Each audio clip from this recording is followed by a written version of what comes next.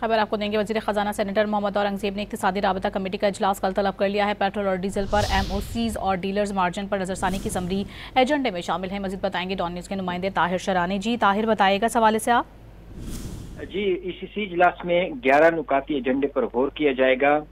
Petroleum division کی جانب سے پیٹرول اور ڈیزل کے فی لیٹر پر او ایم سیز اور ڈیلرز مارجن میں ₹1.10 سے لے کر ₹1.28 تک جو بڑھانے کی سمری ہے وہ منظوری کے لیے پیش کی جائے گی۔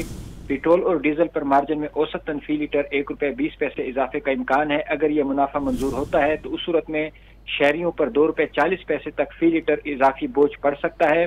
ڈی سی سی سے منظوری ملنے پر فیصلے کی توثیق وفاقی کابینہ سے لی جائے گی۔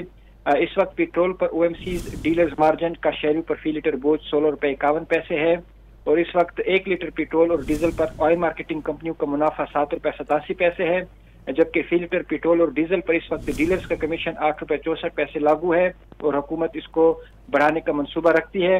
اس کے ساتھ ساتھ سی اجلاس میں جو رواں مالی سال کا سرکولر ڈیٹ مینجمنٹ پلان ہے وہ منظوری کے لیے پیش کیا جائے گا۔